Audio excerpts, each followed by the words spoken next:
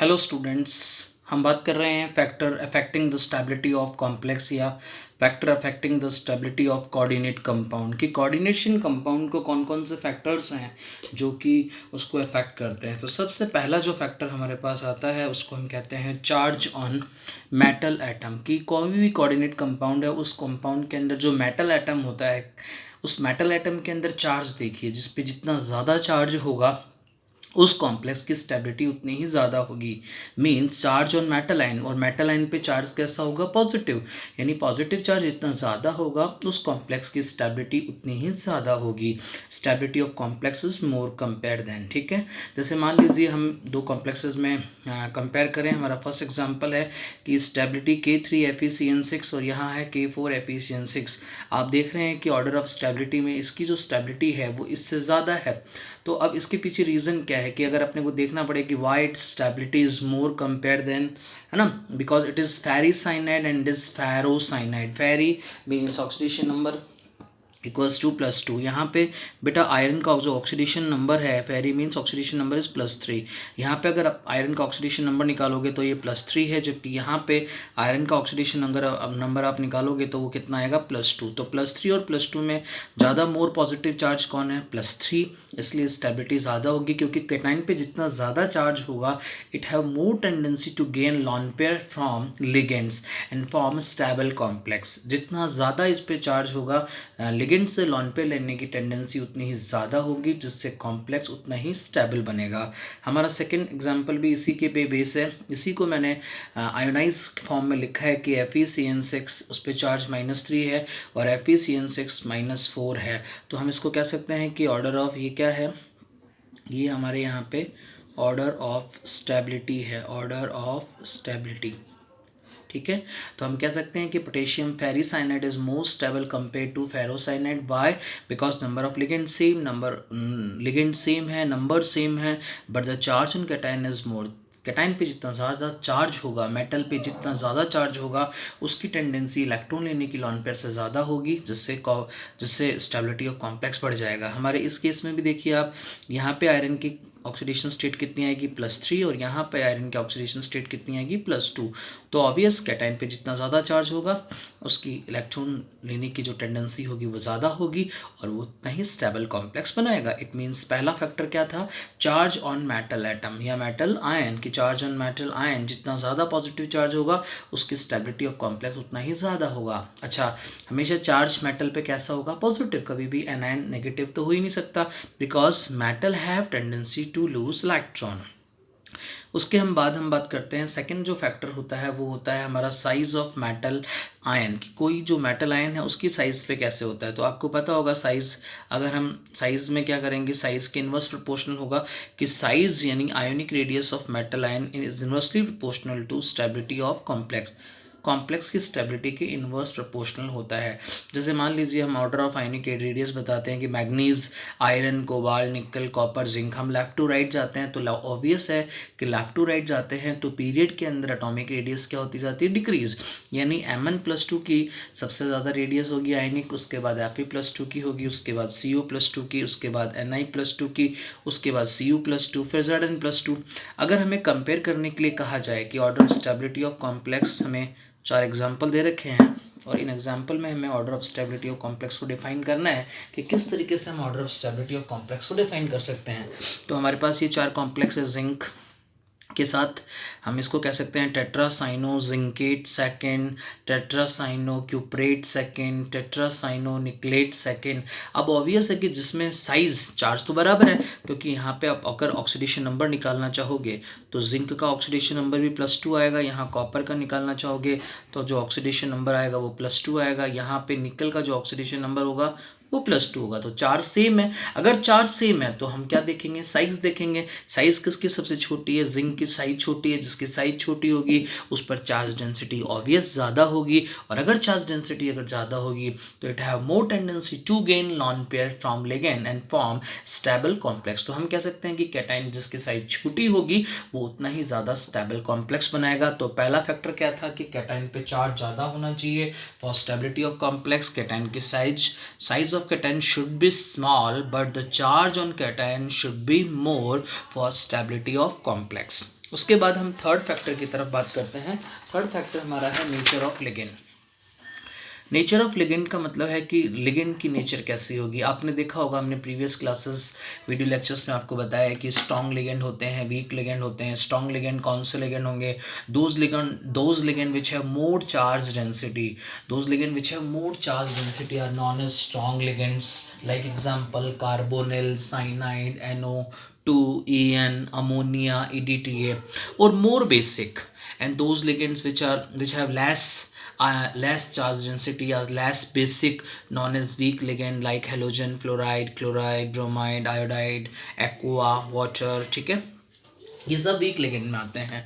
तो if ligand is strong और more basic then it tendency to donate lone pair is more, therefore the stability of complex is more. मतलब हमारे ligand का nature अगर strong होगा तो complex की स्टेबिलिटी भी ज़्यादा होगी। मीन्स अगर नेचर ऑफ लिगेंड स्ट्रॉन्ग है तो स्टेबल कॉम्प्लेक्स बनेगा, अगर नेचर ऑफ लिगेंड वीक है तो वीक कॉम्प्लेक्स बनेगा। इफ लिगेंड इज वीक है तो मतलब लेस बेसिक है।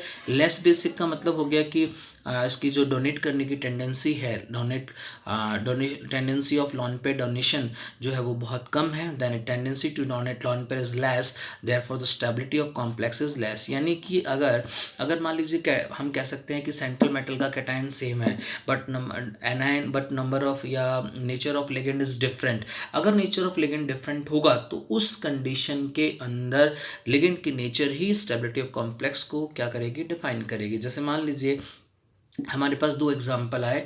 एक एग्जाम्पल है COCN6-3। अगर आप इसका UPSC नॉमेनक्लेचर करते हो तो यहाँ पे जो कोऑर्डिनेशन नंबर है वो ऑब्वियस 6 है, यहाँ पे भी कोऑर्डिनेशन नंबर जो है, लेकिन यहाँ जो CN है वो CN अगर हम इसका नेम दें, IUPAC नेम दें तो इसका नेम होगा hexa cyano cobaltate third ion, और इसका होगा hexa aqua cobalt third ion.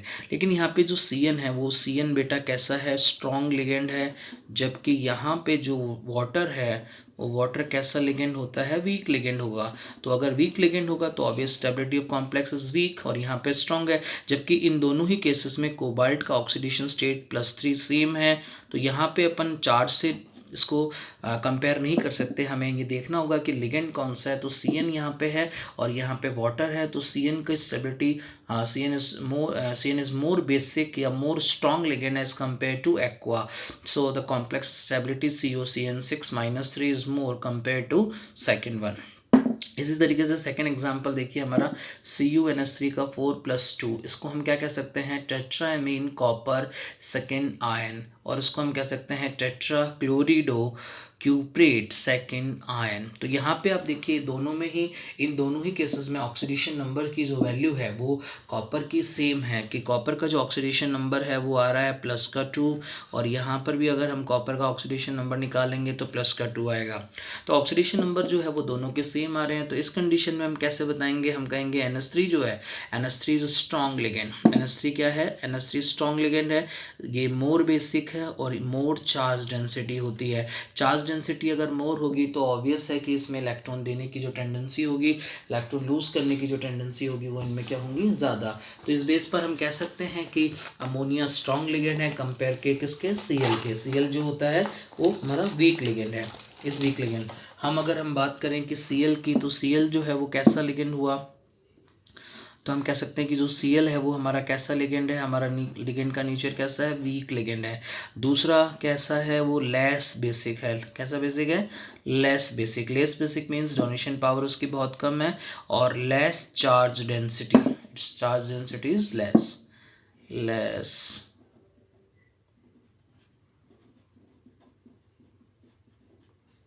Less charge density, इसकी चार्ज डेंसिटी जो होगी वो भी लेस होगी। तो अगर हम कह सकते हैं कि कैटायन जो होता है जिस पे चार्ज सेम है, तो हम लिगेंड के नेचर के बेस पर कॉम्प्लेक्स की स्टेबिलिटी को कंसिडर कर सकते हैं कि अगर स्टेबल कॉम्प्लेक्स के अंदर, मान लीजिए स्टेबल कॉम्प्लेक्स के अंदर लिगेंड स्ट्रॉन्ग है तो स्टेबिलिटी ज़्यादा होगी, और अगर लिगेंड वीक है तो स्टेबिलिटी कम होगी। यहाँ पे देखिए दोनों में ऑक्सीडेशन स्टेट सेम है, but ammonia strong ligand, more basic compare to chlorido, तो हम इस केस पे कह सकते हैं। उसके बाद में फोर्थ जो फैक्टर होता है जिस पर हम बात करें वो होता है number of CLAT chains.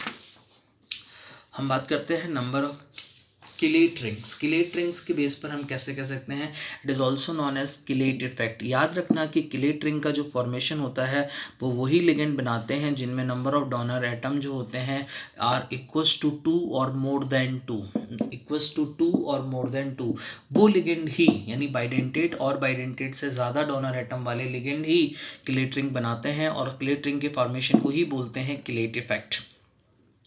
If bidentate or tridentate, bidentate means donor atom 2, tridentate means donor atom 3, or polydentate means more than 3 ligands are bonded to central metal ion, then it form a ring, and the stabilization due to chelation, and chelation मतलब chelate ring के बनने की वजह से chelation, formation of chelate ring is known as chelate effect.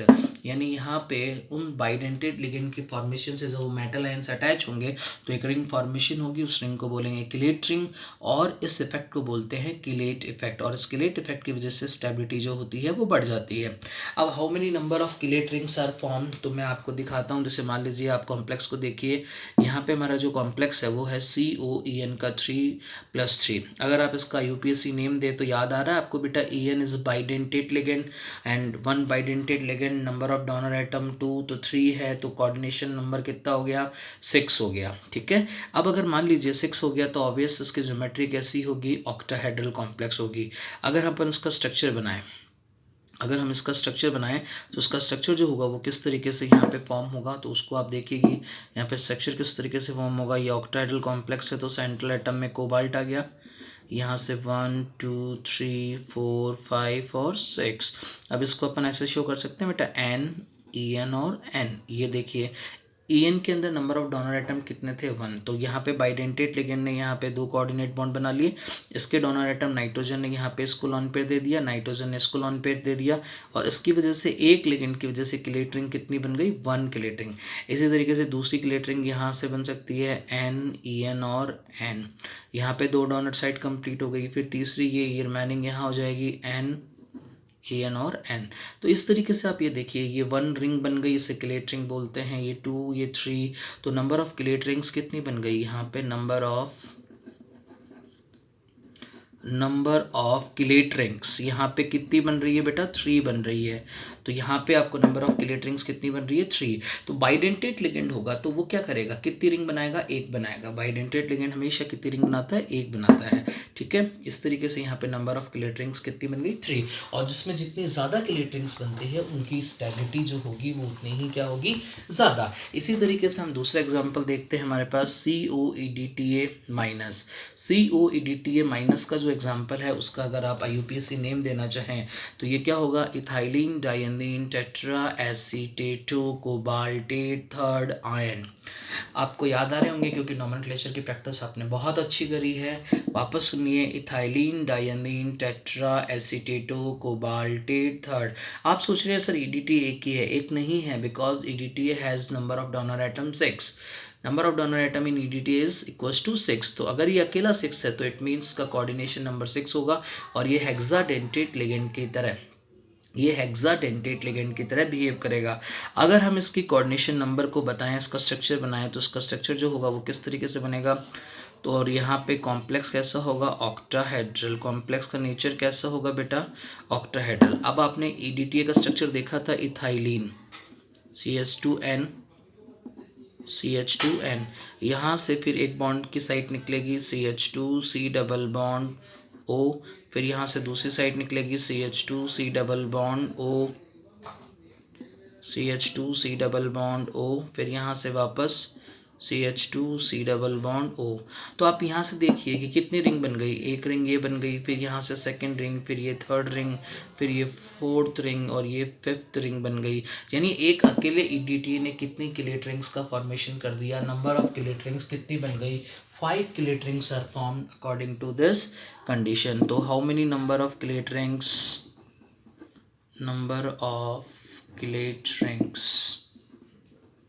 Equals to 5। तो इस तरीके से हम इनमें कंपैरिजन कर सकते हैं। ठीक है, ओके। तो नंबर ऑफ किलेट रिंग्स कितनी बनेगी 5। तो अगर हमें कंपेयर करने के लिए कहा जाए कि इसमें COAN3 और COADTA माइनस में स्टेबल कौन होगा, तो हम कहेंगे ऑक्सीडेशन स्टेट दोनों में +3 है, लेकिन दोनों में स्ट्रॉन्ग है। लेकिन यहाँ नंबर ऑफ किलेट रिंग 3 है और यहाँ पे नंबर ऑफ किलेट रिंग कितनी है बेटा 5 है, जिसमें जितनी ज़्यादा किलेट रिंग्स होंगी ऑब्वियस उसकी स्टेबिलिटी ज़्यादा होगी क्योंकि वहाँ बॉन्डिंग प्रोसेस स्ट्रॉन्ग होगा। हाँ बेटा, इस क्वेश्चन में हमें ये डिफाइन करना है कि what is the order of stability of these complex. हमें 4 कॉम्प्लेक्सेस आपके सामने दे रखे हैं, इन कॉम्प्लेक्सेस की स्टेबिलिटी का ऑर्डर बताना है। तो ओवरऑल अपन ने पढ़ा कि what are the factors which affect the stability of complexes, जिसमें 4 फैक्टर थे। पहला था कि चार्ज ऑन मेटल एटम या मेटल आयन, सेकंड था कि size of metal atom, third था नेचर ऑफ लिगेंड, फोर्थ था कि chelate effect, number of chelate rings. तो हमें यहाँ इन सब को देखना है, कंसिडर करना है। सबसे पहले हम देखिए इन सब के अंदर कंसिडर करने के लिए सबसे पहली चीज़ क्या है कि कॉमन चीज़ क्या है। तो हमने यहाँ पे कहा कि भैया ऑक्सीडेशन स्टेट क्या होगी। तो हमारे जो फर्स्ट कॉम्प्लेक्स है उस कॉम्प्लेक्स के अंदर जो ऑक्सीडेशन स्टेट आ रही है वो आ रही है +3 आ रही है। सेकेंड कॉम्प्लेक्स में भी निकालोगे तो ये +3 आएगा। थर्ड कॉम्प्लेक्स में भी अगर आप निकालोगे तो ये +3 आएगा। थर्ड कॉम्प्लेक्स में EN means ethylene diamine, it is an example of bidentate ligand because it contain 2 donor atom, and EDTA is the example of hexadentate ligand because it contains 6 donor atom। यहाँ पे oxidation state +3 आएगी। तो oxidation state जो है वो same आ गई। अब oxidation state same आती है तो हम सेकंड फैक्टर जो होता है जो हमें निकालना होता है वो होता है हमारा नेचर ऑफ लिगेंड। कि हम ऑक्सीडेशन स्टेट सेम है तो हम सेकंड जो बात करेंगे वो नेचर ऑफ लिगेंड की बात करेंगे कि यहाँ पर हमारा जो नेचर ऑफ लिगेंड है वो कैसा है। कि हमें कॉन्सेप्ट पता है कि if ligand is strong, if ligand is strong then complex will be stable, more stable होगा। तो यहाँ पे जो लिगेंड है पहले वाले केस के अंदर वो कैसा लिगेंड है बेटा, वो स्ट्रॉन्ग लिगेंड है। कैसा लिगेंड है, स्ट्रॉन्ग। सेकेंड वाले केस में कैसा लिगेंड है, वीक है। थर्ड वाले में भी स्ट्रॉन्ग है और फोर्थ वाले में भी स्ट्रॉन्ग है। तो यहाँ पे 3 स्ट्रॉन्ग हो गए, 1 वीक हो गया। तो ये तो हमें पता चल गया कि सबसे वीक स्टेबिलिटी जो होगी वो इसकी होगी हेक्सा फ्लोरिडो कोबाल्टेट थर्ड आयन जो होगा वो सबसे लेस स्टेबल होगा। लेकिन बात आ रही है कि सबसे ज़्यादा स्टेबल कौन है, और यहाँ पे ये दोनों स्ट्रॉन्ग हो गए। तो अगर क्या, तो आप ये देखिए कि आपको मैंने एक ऑर्डर बता रखा था स्ट्रॉन्ग लिगेंड का ऑर्डर, है ना। अब स्ट्रॉन्ग लिगेंड के ऑर्डर में तो है कि नेचर ऑफ लिगेंड, लेकिन यहाँ पे अगर किलेट रिंग के इफेक्ट को हम देखेंगे, ठीक है, अगर केवल मोनोडोनर एटम है तो आप स्ट्रॉन्ग लिगेंड का जो स्पेक्ट्रोकेमिकल सीरीज़ है उसको चेक करके बताएंगे। और अगर मान लीजिए स्पेक्ट्रोकेमिकल सीरीज़ के अकॉर्डिंग नहीं है नंबर, उसकी किलेट रिंग्स आ रही हैं, तो फिर आप किलेट रिंग्स के अकॉर्डिंग बात करेंगे। तो हम तीसरा जो पॉइंट यहाँ पे लेंगे वो यहाँ लेंगे कि नंबर ऑफ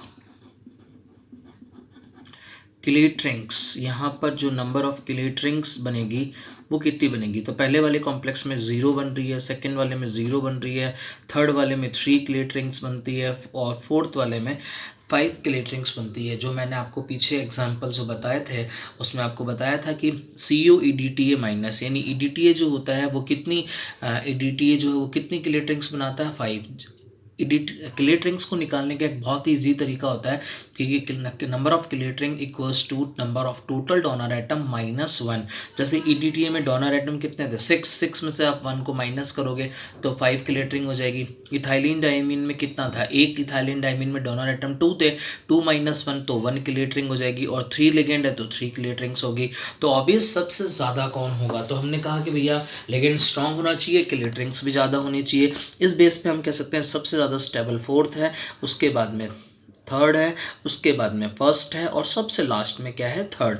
तो हम कह सकते हैं कि ओवरऑल ऑर्डर ऑफ स्टेबिलिटी जो होगी, ओवरऑल ऑर्डर ऑफ स्टेबिलिटी जो होगा यहाँ पे उसको हम क्या कहें, overall order of stability of complex. सबसे ज़्यादा स्टेबल कौन होगा, तो वो होगा जो लिगेंड स्ट्रॉन्ग होगा और जिसमें नंबर ऑफ डोनर एटम, जिसमें नंबर ऑफ किलेट रिंग्स ज़्यादा होंगी।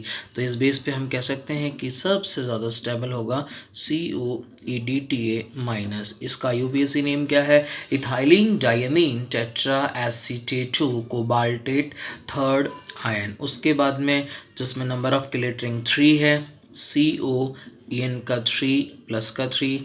उसके बाद में हम बात करेंगे तो CONS3 का 6 प्लस का 3, क्योंकि यहाँ पे स्ट्रॉन्ग लिगेंड है। लिगेंड स्ट्रॉन्ग यहाँ पे भी है, यहाँ पे भी है, but number of clear rings यहाँ 3 है, यहाँ एक भी नहीं है। और क्लियर रिंग्स जितनी ज़्यादा होगी कॉम्प्लेक्स की स्टेबिलिटी उतनी ज़्यादा होती है, क्योंकि उस क्लियर रिंग्स को तोड़ने के लिए एक्स्ट्रा एनर्जी की रिक्वायरमेंट होती है, तो इट इज़ मोर स्टेबल।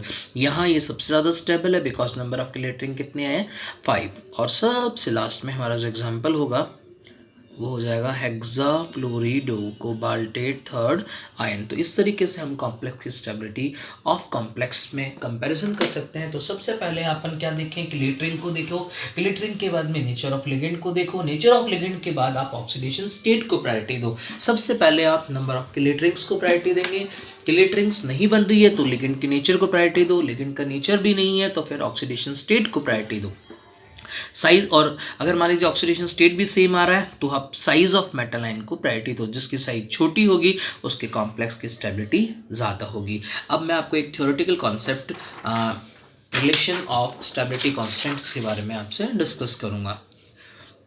देखिए, stability constant for coordination compound की ओवरऑल स्टेबिलिटी कांस्टेंट और इंडिविजुअल स्टेबिलिटी कांस्टेंट में क्या रिलेशन होता है। जैसे मान लीजिए ये एक M फॉर मेटल है, मेटल ने 4 लिगेंड से बॉन्ड बनाया और Ml4 यानी मतलब Ml4 नंबर ऑफ लिगेंड्स कितने बेटा 4, तो ऑब्वियस टेट्राहेड्रल कॉम्प्लेक्स का फॉर्मेशन यहाँ किया। तो यहाँ पे जो बीटा है, बीटा को मैं कह रहा हूँ कि ये ओवरऑल मतलब इसका जो स्टेबिलिटी कांस्टेंट है वो किसके इक्वल होगा, product active mass upon reactant active mass according to chemical equilibrium के अकॉर्डिंग हम बात कर सकते हैं। Product active mass upon reactant active mass, तो Ml4 अपॉन Ml का 4, ये एक साथ मैंने जोड़े हैं। अगर मैं इनको स्टेप वाइज कनेक्ट करूँ, स्टेप वाइज कनेक्ट करने का मतलब कि फर्स्ट स्टेप में सबसे पहले एक मेटल फिर लिगेंड से बना Ml और उसके लिए स्टेबिलिटी कांस्टेंट की वैल्यू आई K1। इसमें कहा कि प्रोडक्ट एक्टिव मास मीन्स ये आपको ब्रैकेट शो करना होता है, Ml active mass product active mass upon ligand product active mass upon reactant active मास। फिर सेकंड स्टेप में क्या हुआ, ये Ml में एक लिगेंड और जुड़ गया तो ये बन गया Ml2। इस स्टेट में जो स्टेबिलिटी कांस्टेंट होगा वो K2 होगा, वो किसके इक्वल होगा, product active mass upon reactant active मास। अगर फिर Ml2 के साथ हम एक लिगेंड और जोड़ देते तो ये कन्वर्ट हो जाएगा Ml3। इस स्टेप में जो K3 यानी स्टेबिलिटी कांस्टेंट होगा वो किसके इक्वल होगा, product active mass upon reactant active मास। अगर हम Ml3 के साथ L को कनेक्ट कर दें तो Ml4 बन जाएगा, तो K4 जो होगा Ml4 अपॉन Ml3 और L means product active mass upon reactant active मास का जो रेशियो होगा वो इनका स्टेबिलिटी कांस्टेंट होगा। अब यहाँ पे जो ओवरऑल स्टेबिलिटी कांस्टेंट है, इन चारों को स्टेप को मिला दें तो ये K1 K2 K3 और K4 का मल्टीपल होगा। जैसे मान लीजिए हमने यहाँ पे इस बीटा को ऊपर निकाला था, ओवरऑल स्टेबिलिटी कांस्टेंट बीटा को हमने निकाला था Ml4 अपॉन Ml की पावर 4। हमने चारों को हमने मल्टीप्लाई किया है, K1 K2 K3 K4। हमने K1 की वैल्यू रखी, K2 की वैल्यू रखी, K3 की वैल्यू रखी, K4 की वैल्यू रखी। रखने के बाद ऑब्वियस है कि आप देख रहे हो कि यहाँ Ml2 से Ml2 कैंसिल हो जाएगा, Ml3 से Ml3 कैंसिल हो जाएगा, Ml से Ml कैंसिल हो जाएगा, M जो होगा यहाँ पे Ml4 और मेटल का एक M रहेगा और L के कितने हैं 4, तो Ml4 अपॉन Ml4। इसको हम ओवरऑल स्टेबिलिटी कांस्टेंट कहते हैं। Beta is overall stability constant जो कि किसका सम होता है, किसका मल्टीपल सम होता है, K1 K2 K3 और K4। इसे हम इन K1 K2 K3 को हम 4 को क्या कहते हैं, step wise stability constant, stabilize stability constant और डिसोसिएशन कांस्टेंट। याद रखना, ओवरऑल स्टेबिलिटी कांस्टेंट और dissociation constant both are reciprocal to each other. दोनों जो होते हैं वो एक दूसरे के रेसिप्रोकल होते हैं, both are reciprocal to each other. तो इस तरीके से हम स्टेबिलिटी कांस्टेंट को डिफाइन कर सकते हैं कि ओवरऑल स्टेबिलिटी कांस्टेंट और स्टेप वाइज स्टेबिलिटी कांस्टेंट में क्या रिलेशन होता है। बीटा यहाँ जो है वो ओवरऑल स्टेबिलिटी कांस्टेंट है, K1 K2 K3 K4 sequence step wise stability constant है। तो इस तरीके से हम स्टेबिलिटी कांस्टेंट को डिफाइन कर सकते हैं, stability constant for coordination compound. तो इस तरीके से आप याद रखेंगे कि हम जब भी स्टेबिलिटी ऑफ कॉम्प्लेक्स की बात करें तो हमें सबसे पहले तो ये पता होना चाहिए कि what are the factor which affect the stability of complex. तो हमें सबसे पहला था हमारा चार्ज ऑन मेटल आयन कि जितना ज़्यादा पॉजिटिव चार्ज होगा कॉम्प्लेक्स उतना ही ज़्यादा स्टेबल होगा। Second, size of metal ion is inversely proportional to the stability of complex. if the size of cation is small, then complex will be strong, complex will be more stable. And third, the nature of ligand, for the stability of complex, ligand should be strong, because strong ligand जो होगा उसकी basicity ज़्यादा होती है और उसके अंदर जो होता है कि it is more basic and more charge density, जिसकी वजह से वो स्टेबिलिटी को बढ़ाता है। फोर्थ होता है नंबर ऑफ किलेट रिंग्स, जिसमें जितनी ज़्यादा किलेट रिंग्स होंगी वो कॉम्प्लेक्स उतना ही ज़्यादा होगा। EDTA 5 किलेट रिंग्स बनाता है, EN एक अकेला 1 किलेट रिंग्स बनाता है। किलेट रिंग्स कौन बनाते हैं? Chelate rings are form by those ligand which have number of donor atom equals to 2 और मोर देन 2। तो ये फैक्टर्स के बाद में हम ओवरऑल स्टेबिलिटी कांस्टेंट और इंडिविजुअल स्टेबिलिटी कांस्टेंट्स को ड्राइव करेंगे। याद रखना है ओवरऑल स्टेबिलिटी कांस्टेंट जो होगा वो dissociation constant, overall stability constant और डिसोसिएशन कांस्टेंट एक दूसरे के रेसिप्रोकल्स होते हैं। अब हम इसके बाद नेक्स्ट टॉपिक पे बात करते हैं। Hello students, how are you? Hello MSPNs। CFT theory के बाद और factor affecting stability of complexes के बाद हम बात करते हैं एक नया टॉपिक जो हमारा 11th में भी था, लेकिन यहाँ हम कोऑर्डिनेशन कंपाउंड में से कोऑर्डिनेशन कंपाउंड्स के लिए यूज़ कर रहे हैं isomerism in coordination compound. Isomerism in coordination compound, isomerism की डेफिनेशन क्या होती है? Those coordinate compound which have same molecular formula but their structural and stereo structures are different, known as isomer, यानी those coordinate compound which have same molecular formula but their structural and stereo structures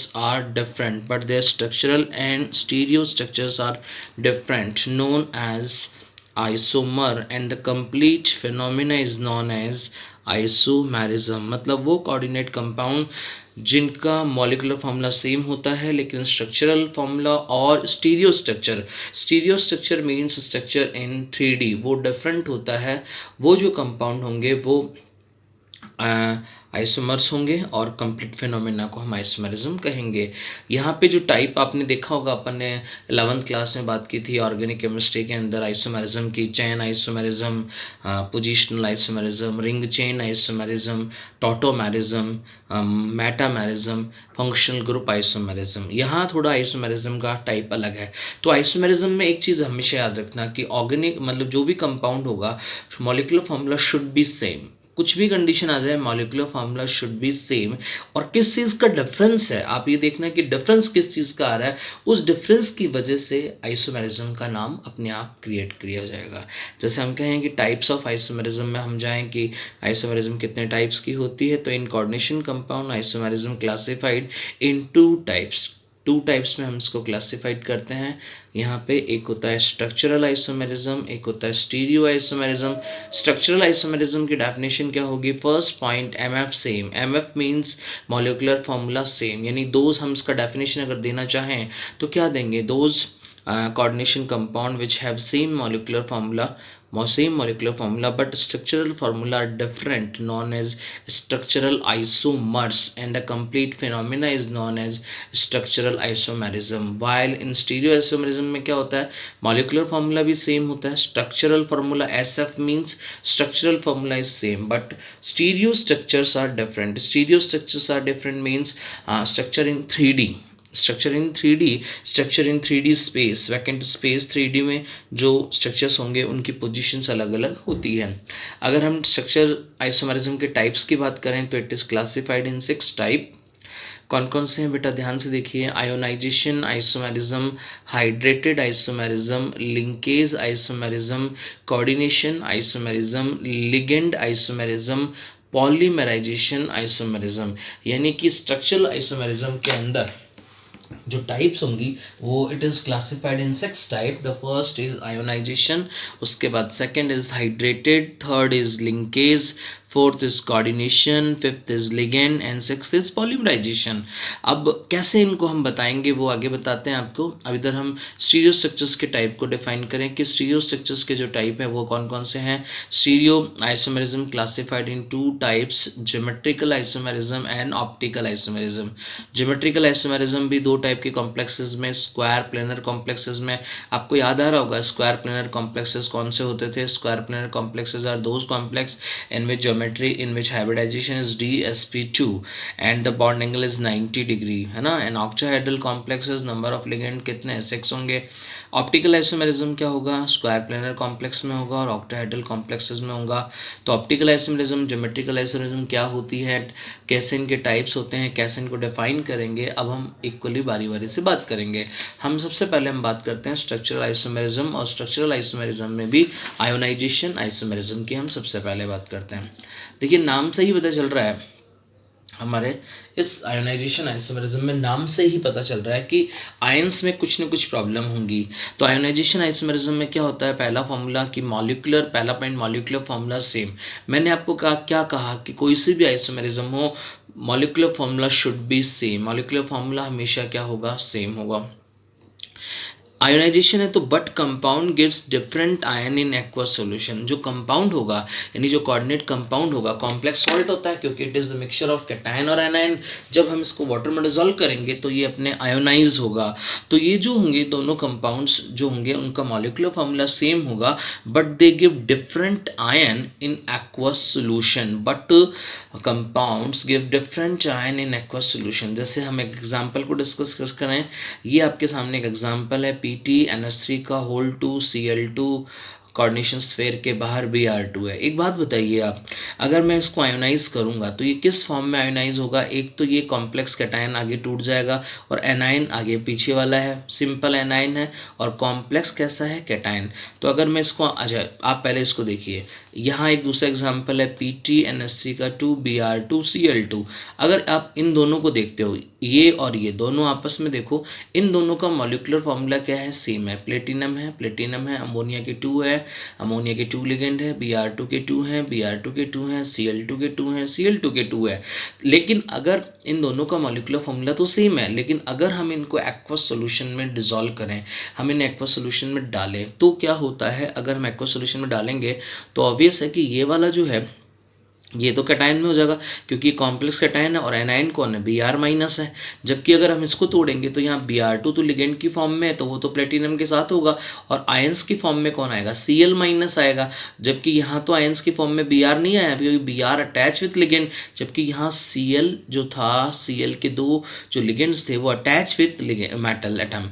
तो यानी ions कैसे आए, Br minus और Cl minus. अब हमें पता नहीं चलता एक्वा सोल्यूशन में, कैसे पता चलेगा कि देख कर कि कैसे पता लगाएंगे, तो हम एक टेस्ट करेंगे, सिल्वर नाइट्रेट टेस्ट होता है। तो जो सोल्यूशन होता है उसके एक्वा सोल्यूशन में हमने सिल्वर नाइट्रेट मिक्स करते हैं। जैसे इसमें हमने मिक्स किया सिल्वर नाइट्रेट, तो जहाँ पे सिल्वर नाइट्रेट में क्या होगा, इसका जो AgNO3 का Ag प्लस होगा, Ag plus attach with Br minus and forms yellow light yellow PPT of AgBr, then light yellow PPT of AgBr is form. अगर मान लीजिए light yellow PPT of AgBr आ रहा है तो हम पक्की बात है कह सकते हैं कि जो आयन आया है वो कैसा है, Br माइनस है। और अगर मान लीजिए हमने इसमें मिक्स किया AgNO3 और when white precipitate of AgCl is form, कि AgCl का PPT आ रहा है तो इसका मतलब वाइट PPT आ रहा है, इसका मतलब आयन कौन आया है, Cl माइनस आया है, क्योंकि Br का जो था वो तो आयोनाइज हुआ ही नहीं क्योंकि वो लिगेंड के फॉर्म में मेटल के साथ अटैच है। तो इसका मतलब क्या हुआ कि साहब दोज आयंस डिफरेंट होने चाहिए। तो आपने देखा यहाँ Br माइनस था जबकि यहाँ Cl माइनस था, दोनों आयन डिफरेंट थे, मॉलिक्यूलर फॉर्मूला सेम था, they give different ion in aqua solution. Ions different है इसीलिए इस पर हम कह सकते हैं कि इनमें आयन डिफरेंट होने की वजह से they are ionization isomers of each other. ये दोनों कंपाउंड एक दूसरे के आयोनाइजेशन आइसोमर्स हैं। इसी तरीके से सेकेंड एग्जांपल आप देखिए, यहाँ पे क्या है, CuNH3 का 5 Br सल्फेट और CuNH3 का 5 SO4 Br। अगर आप इसको आयोनाइज करते हो तो यहाँ आयन की फॉर्म में कौन आएगा, तो हम अगर इसको आयोनाइज करते हैं तो आयन की फॉर्म में सल्फेट होगा, यहाँ सल्फेट आयन आएगा, जबकि यहाँ पे कौन आएगा, Br माइनस आएगा। तो दोनों आयन्स डिफरेंट है, ठीक है, तो आयंस डिफरेंट है, मॉलिक्यूलर फॉर्मूला सेम है, इसीलिए अपन कह सकते हैं कि they are both example of ionization isomerism. इसके बाद में हम सेकेंड टाइप की बात करें तो आयोनाइजेशन आइसोमेरिज्म में क्या चीज़ डिफरेंट हुई, they give different ion in aqueous solution. Hydrated isomerism, hydrated से मतलब वर्ड्स में ही आ रहा है कि ये वाटर से रिलेटेड होगा, तो ऑब्वियस फर्स्ट थिंग क्या होगी कि मॉलिक्यूलर फार्मूला सेम होगा, वो तो होना ही है 100%। सेकंड क्या है कि water molecule present as a ligand और क्रिस्टलाइन बोथ फॉर्म, यहाँ पे जो वाटर का मॉलिक्यूल होगा वो लिगेंड की फॉर्म में भी है और क्रिस्टलाइन की फॉर्म में भी हो सकता है, दोनों फॉर्म में हो सकता है, यानी लिगेंड की फॉर्म में भी हो सकता है और वाटर जो है वो मॉलिक्यूल या क्रिस्टलाइन फॉर्म में भी हो सकता है, तो हम उसको हाइड्रेटेड फॉर्म में कहेंगे। अब इसमें एग्जाम्पल देखते हैं। एग्जाम्पल देखिए आप, एग्जाम्पल ऑफ हाइड्रेटेड आइसोमेरिज्म, हमारे पास एक कंपाउंड है CrCl3.6H2O। CrCl3.6H2O इस कंपाउंड के एग्जाम्पल में आप देखिए CrCl3 मैंने एक कंपाउंड बनाया जिसमें CrH2O का 6 और Cl3, इसमें सारे के सारे वाटर जो था वाटर केवल लिगेंड की फॉर्म में है। दूसरा एग्जाम्पल मैंने बनाया CrH2O का 5 Cl H2O.Cl2 कर दिया। तीसरा मैंने बनाया CrH2O का 4 Cl2 कोऑर्डिनेशन स्फीयर के बाहर Cl.2H2O। अगर आप इन तीनों को देखोगे तो तीनों का मॉलिक्यूलर फार्मूला सेम है, क्रोमियम एक है, एक है, वाटर देखो 6 है, यहाँ पे 5 और एक 6 है, यहाँ 4 और 2 6 है। क्लोरीन कितनी है 3 है, यहाँ पे भी 1 और 2 3 है और यहाँ 2 और 1 3 है। लेकिन अच्छा आपने देखा कि तीनों के मॉलिक्यूलर फार्मूला सेम है, हाँ सही है। क्या ये आयोनाइजेशन आइसोमेरिज्म शो कर सकते हैं? अगर हम ट्राई करें तो हम कर सकते हैं। हमने कहा कि साहब ये क्लोराइड देगा, हाँ ये भी क्लोराइड देगा और ये भी क्लोराइड, क्योंकि वाटर तो क्रिस्टलाइन फॉर्म में होता है, तो तीनों ही क्लोराइड दे रहे हैं, तो सेम आयन दे रहे हैं, तो they can not show ionization isomerism. Ionization isomerism तो ये शो नहीं कर सकते। तो ऐसा कौन सा आपको लग रहा है? तो आप देखोगे कि वाटर लिगेंड की फॉर्म में भी है, यहाँ देखो वाटर के 5 मॉलिक्यूल लिगेंड की फॉर्म में, एक मॉलिक्यूल क्रिस्टलाइन फॉर्म में है, जबकि यहाँ 4 मॉलिक्यूल लिगेंड की फॉर्म में, एक क्रिस्टलाइन फॉर्म में है। तो हम कहेंगे ये तीनों जो हैं वो आपस में वाटर की वजह से डिफरेंस इनमें डेवलप हो रहा है, इसलिए हम कहेंगे कि they are the example of hydrated isomers, they are the example of hydrated isomer. Hydrated means hydrate means water से रिलेटेड है, तो those coordination compound which have same molecular formula but in water behave as ligand or crystalline both form shows hydrated isomerism। इसके बाद हम third type में पहुंचते हैं, linkage isomerism. Linkage isomerism एक इंपॉर्टेंट पॉइंट है कि शोज बाय एम्बीडेंट लिगेंड, ये हर कोई लिगेंड शो नहीं करता, इसमें एम्बीडेंट लिगेंड एक आएगा जिसकी वजह से वो हमें पता चल जाएगा कि डिफरेंस क्या चीज़ का डिफरेंस आ रहा है। एम्बीडेंट लिगेंड, एम्बीडेंट डेफिनेशन में क्या कहेंगे कि मॉलिक्यूलर फॉर्मूला तो सेम ही हो रहा है लिंकेज आइसोमेरिज्म में। सेकेंड क्या होगा, donor atom of ligand are different, कि एटम का डोनर एटम जो होगा, मतलब लिगेंड का जो डोनर एटम होगा वो डिफरेंट होगा। अच्छा, एम्बीडेंट लिगेंड कहते किसको है? हम कहते हैं किसको है? जैसे मैं आपको एक एग्जांपल देके बताऊं कि एम्बीडेंट लिगेंड होता क्या है। जैसे मान लीजिए NO2 is ambidentate ligand, why? Due to presence of 2 type of donor atom, मतलब those ligand which have 2 type of donor atom but they form only one coordinate bond with metal atom known as ambidentate ligand, like NO2। मैंने आपको पहले भी बताया था NO2 में nitrogen भी donor atom है। देखिए आप, ये NO2 है, इस NO2 में नाइट्रोजन भी डोनर एटम है और ऑक्सीजन भी डोनर एटम है मेटल के साथ, तो डोनर एटम दोनों हो गए, नाइट्रोजन भी डोनर एटम, ऑक्सीजन भी डोनर एटम। तो इस बेस पर हम कह सकते हैं कि NO2 is ambidentate ligand, NO2 is ambidentate ligand. Complex को देखिए आप, हमारे यहाँ इस कॉम्प्लेक्स को देखिए आप, इसमें क्या हो रहा है, CONH3 का 5 NO2 है, Cl2, CONH3 का 5 ONO Cl2। इन दोनों को हमें चेक करना है कि ये दोनों आपस में किस टाइप के आइसोमर्स हैं। तो आपने देखा यहाँ पे आयंस भी सेम है, क्योंकि ये अगर टूटेगा तो क्लोराइड देगा, ये भी टूटेगा क्लोराइड देगा। हम कह सकते हैं these are not the example of ionization isomerism. Water भी नहीं है, तो फिर क्या देखें कि हमने देखा कि 5 लिगेंड तो ठीक है, जो 6th लिगेंड है उसमें जो डोनर एटम एटम है वो नाइट्रोजन अटैच हो रहा है, लिंकेज आइसोमर, यानी मेटल के साथ नाइट्रोजन अटैच होगा, जबकि यहाँ पे डोनर एटम कौन है, ऑक्सीजन। मेटल के साथ कौन अटैच हो रहा है, ऑक्सीजन अटैच हो रहा है, तो डोनर एटम डिफरेंट हो रहा है, तो donor atom of ligand are different, तो नॉन एज लिंकेज आइसोमेरिज्म। इसी तरीके से नेक्स्ट एग्जाम्पल आप देखिए स्क्रीन पर, CrH2O का 5 SCN, SCN मीन्स ये क्या आ गया बेटा, SCN हमारे पास आ गया थायोसाइनेट आयन।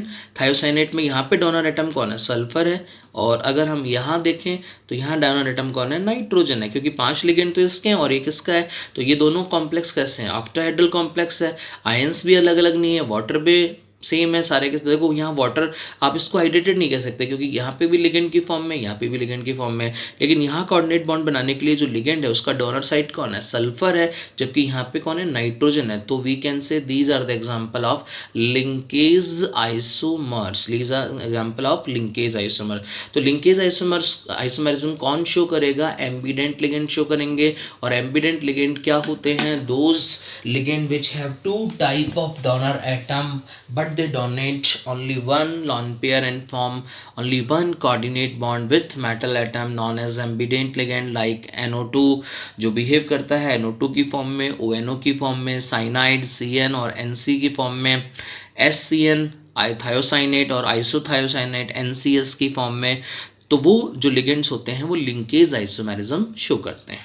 लिंकेज आइसोमेरिज्म के बाद हमारा 4th टाइप आता है कोऑर्डिनेशन आइसोमेरिज्म। कोऑर्डिनेशन आइसोमेरिज्म मतलब क्या होता है कि यहाँ पे क्या होता है कि कोऑर्डिनेशन स्फीयर जो होता है उसमें प्रेजेंट लिगेंड एक्सचेंज हो जाते हैं। कोऑर्डिनेशन आइसोमेरिज्म को देखिए, फर्स्ट पॉइंट वही रहेगा, मॉलिक्यूलर फॉर्मूला सेम। दूसरी इंपॉर्टेंट बात क्या है कि कोऑर्डिनेशन आइसोमेरिज्म हर कोई नहीं शो करेगा, only those coordinate compound shows coordination isomerism which have both cationic and anionic complex, यानी वही कोऑर्डिनेट कंपाउंड जिनके पास कैटाइनिक और एनाइनिक दोनों टाइप के कॉम्प्लेक्सेस हैं। कैटाइनिक जिनके पास कैटाइनिक भी और एनाइनिक भी, दोनों में से एक भी नहीं, दोनों, both type of complexes are present shows coordination isomerism, and in this isomerism ligands are exchanged between coordination sphere। Coordination sphere से लिगेंड जो होता है वो एक्सचेंज हो जाता है, ठीक है। तो इसकी कंडीशन क्या है, these isomerism are shows by only those coordinate compound which have cationic और anionic both type of complex। जैसे आप यहाँ एग्जाम्पल को देखिए, CuNH3 का 6 और CrCN6, ये कंप्लीटली एक कंपाउंड है, ये अलग अलग कंपाउंड नहीं है, पूरा एक कंपाउंड है। CuNH3 का 6, CrCN का होल 6, ये पूरा, इसमें कैटाइनिक कॉम्प्लेक्स ये हो गया और एनाइनिक कॉम्प्लेक्स ये हो गया। जैसे अगर हम इसका नाम देना चाहें तो आप क्या नाम दोगे इसका, हेक्सामीन कोबाल्ट, और फिर हेक्सासाइनो, Cr आ गया क्रोमेट, और फिर ऑक्सीडेशन स्टेट, फिर आप ऑक्सीडेशन स्टेट निकालोगे X+6 0 plus X+6 -1 equals to 0, यानी 2X इक्वल्स टू 6, और बांट दोगे इजीली 3 और इसकी भी 3, ऑक्सीडेशन स्टेट हो जाएगी। तो आपने देखा यहाँ पे कोबाल्ट के साथ अमोनिया था और क्रोमियम के साथ CN था, लिगेंड्स एक्सचेंज हो गए। कोबाल्ट के साथ कौन आ गया, CN आ गया, और क्रोमियम के साथ कौन आ गया, अमोनिया आ गया। ये दूसरा भी एक एग्जाम्पल है पूरा का पूरा। अब आपने देखें यहाँ हो क्या रहे हैं, यहाँ हो रहे हैं लिगेंड्स एक्सचेंज हो रहे हैं। कैटाइनिक एनाइनिक दोनों टाइप के कॉम्प्लेक्सेस थे, लेकिन लिगेंड एक्सचेंज कैसे हो रहे हैं कि यहाँ पे कोबाल्ट के साथ साइनाइड आ गया और क्रोमियम के साथ अमोनिया आ गया, जबकि पहले क्रोमियम के साथ था क्या, CN था। तो यहाँ लिगेंड एक्सचेंज हो रहे हैं, तो अपन कह सकते हैं कोऑर्डिनेशन स्फीयर में प्रॉब्लम है, कोऑर्डिनेशन स्फीयर से लिगेंड एक्सचेंज हो रहे हैं। तो these are the example of coordination, These are the example of coordination isomerism। तो ये coordination isomers हो गए। तो coordination isomers होने के लिए कंडीशन क्या होती है, कंडीशन बहुत इंपॉर्टेंट है, याद रखना कि it is shows by only those coordinate compound which have cationic and anionic both type of complex। इसके बाद हम 5th important पे जाते हैं, ligand isomerism। ligand isomerism का मतलब बिल्कुल कुछ बच्चे गलती से लगा लेते हैं कि साहब ligand डिफरेंट होंगे। ligand तो डिफरेंट हो ही नहीं सकता, क्योंकि अगर ligand डिफरेंट हो जाएगा तो मॉलिक्यूलर फार्मूला डिफरेंट हो जाएगा। तो यहाँ क्या चीज़ सेम वो गड़बड़ रहती है, क्या चीज़ डिफरेंट रहती है। फर्स्ट पॉइंट तो मॉलिक्यूलर फार्मूला सेम होना चाहिए, कोई any isomerism molecular formula should be same। Second, position of substituent on ligand is different, कि लिगेंड पर भी कोई सब्स्टिट्यूएंट लगा होगा उसकी पोजीशन डिफरेंट होगी। यानी बहुत डीप, बहुत बहुत इंपॉर्टेंट पॉइंट है, बहुत ही डीप थिंकिंग है कि position of substituent on ligand is different. जैसे मान लीजिए मैं आपको एक एग्जांपल दिखा रहा हूँ, उसको आप थोड़े बड़े एग्जांपल में भी दिखाऊंगा, पहले आप एक बार यहाँ देखिए। CrH2O के 5 लिगेंड है और एक लिगेंड है C6H4Cl, इसको मैं कह रहा हूँ क्लोरोबेंजीन, और इस पर चार्ज है +2। फिर CrH2O का 5 C6H4Cl +2, फिर CrH2O का 5 C6H4Cl +2। यहाँ पे आप देख रहे हो मैंने 2 नंबर लगा रखा है, यहाँ पे मैंने 3 नंबर लगा रखा है, यहाँ पे मैंने 4 नंबर लगा रखा है। मतलब क्या है कि ये जो C6H4Cl पे ये जो क्लोरीन होता है वो इसके 2 नंबर पे अटैच होता है, 2 नंबर कार्बन पे। यहाँ पे जो क्लोरीन होता है वो 3 नंबर पे अटैच होता है। यहाँ पे जो कार्बन जो क्लोरीन होगा वो 4 नंबर पे अटैच होगा। और इसको शो करने के लिए मैं आपको ये एग्जाम्पल पूरा दिखाता हूँ। आप देखिए, ये लिगेंड आइसोमेरिज्म के हमारे एग्जाम्पल है। आप यहाँ देखिए CrH2 का 5 C6H4Cl, यहाँ पे मैंने कहा कि ये 4th नंबर पे शो कर रहा हूँ। तो एक बार बताओ, पहले तो ये कोऑर्डिनेशन नंबर कितना हुआ, 5 और 1 6, 5 और 1 6 हुआ। तो मैंने क्या करा, ये क्रोमियम है, मैंने यहाँ पे 5 लिगेंड्स तो ये लगा दिए, वाटर लगा दिया, वाटर लगा दिया, वाटर लगा दिया, यहाँ वाटर लगा दिया, यहाँ पे भी वाटर लगा दिया। तो 5 लिगेंड तो हो गए। 6 लिगेंड मेरा क्या था, C6H4Cl, मतलब क्लोरोबेंजीन है। यहाँ से एक हाइड्रोजन हटा हुआ है, एक हाइड्रोजन यहाँ हटा हुआ है। अब मैंने इस क्लोरीन की पोजीशन आप देखो कौन से नंबर पे लगाई है। मैं यहाँ पे लगा सकता था, ये 2 नंबर होता, इसके ये 1 नंबर है, ये 2 नंबर है, ये 3 नंबर है, ये 4 नंबर है। तो मैंने क्लोरीन की पोजीशन कितने पे लगाई है, Cl की पोजीशन 4 पे। ये 4 पे भी हो सकती है, 3 पे भी हो सकती है, 2 पे भी हो सकती है। अच्छा, आप कहोगे इधर हो सकती है, हाँ इधर भी हो सकती है, लेकिन वो 3 ही होगा, 1 2 और 3। तो 3 पोजीशंस बन सकती है। तो position of substituent on ligand is different, so we can say these are the ligand isomerism। दूसरे एग्जांपल में आप देखिए CrH2O का 5 C6H4Cl 3 नंबर का मतलब है कि क्लोरीन जो है वो बेंजीन के 3rd कार्बन पे लगी हुई है। आप यहाँ पे देखिए, हम इसको कंप्लीट करते हैं। ये कॉम्प्लेक्स कैसा है, टेट्रा ऑक्टाहेड्रल है, तो इसका मतलब क्या होगा, 6 लिगेंड होंगे, 4 are in plane, 1 above the plane, 1 below the plane, ये वाटर आ गया। यहाँ पे आप देखिए बेंजीन की रिंग, और मैं ये 1 नंबर 2 नंबर और इसको 3 नंबर पे लगा देता हूँ। ये क्लोरीन यहाँ पे पोजीशन 3 नंबर पे आ गया, जबकि यहाँ कितने नंबर पे था, 4 नंबर पे था। इसके बाद 3rd एग्जाम्पल को आप देखिए, CrH2 का 5 C6H4Cl और कॉम्प्लेक्स +2, यानी यहाँ क्लोरीन जो है वो कितने नंबर पे है, 2 नंबर पे। तो हम अगर यहाँ से इसको समझना चाहें तो यहाँ पे ये octahedral complex, water water water coordination bond, और यहाँ पे क्लोरीन ही आ गया 2 नंबर पे। तो इस तरीके से ये 2 3 4 पोजीशन कहाँ कहाँ आ सकती है, 2 नंबर पे आ सकती है, 3 नंबर पे आ सकती है, 4 नंबर पे आ सकती है, वापस तो आ नहीं सकती है ना 5 पे, क्योंकि 5 जो होगा वो 3rd नंबर होगा। तो लिगेंड आइसोमेरिज्म का मेन क्या पॉइंट हुआ कि लिगेंड आइसोमेरिज्म जो होती है उसके अंदर होगा क्या कि position of substituent on ligand are different, known as ligand isomerism. उसके बाद हम लास्ट आइसोमेरिज्म की बात करते हैं, पॉलीमराइजेशन आइसोमेरिज्म। पॉलीमराइजेशन नाम से पता चल रहा है पॉलीमर्स वगैरह बनेंगे। जैसे पॉलीमर्स क्या होता है, पॉलीमर्स होता क्या है, हम कहते हैं giant molecule structure which is formed after the polymerization of different monomer units known as polymer। यहाँ पे क्या वाला है, पॉलीमर आइसोमेरिज्म में याद रखना मॉलिक्यूलर फॉर्मूला डिफरेंट होगा, ठीक है। मॉलिक्यूलर फॉर्मूला जो होगा डिफरेंट होगा, and molecular formula is a simple multiple of empirical formula. आपने 11th क्लास में पढ़ा होगा कि मॉलिक्यूलर फार्मूला क्या होता है, exact ratio of atoms, exact ratio of molecules या एटम्स, और as empirical formula is the simplest ratio of atoms, ठीक है। तो molecular formula simple multiple of empirical formula. आप यहाँ पे इन दोनों आइसोमर्स को देखिए, ये दोनों आइसोमर्स, ये दोनों कंपाउंड आपस में जो पॉलीमराइजेशन आइसोमेरिज्म को शो कर रहे हैं। किस तरीके से, प्लेटिनम NH3 का 2Cl2, और यहाँ मैंने क्या करा, PtNH3 का 4 PtCl4। आप देख रहे हैं यहाँ का मॉलिक्यूलर फार्मूला, प्लेटिनम कितना है 1, अमोनिया कितनी है 2, और Cl2 कितना है 2। यहाँ का मॉलिक्यूलर फार्मूला देखिए 2 4 4, क्योंकि प्लेटिनम कितने हो गए 2, अमोनिया कितनी हो गई 4, और Cl कितना हो गया 4। अच्छा, एम्पेरिकल फार्मूला तो सिंपलेस्ट होता है 1 2 2 और 1 2 2।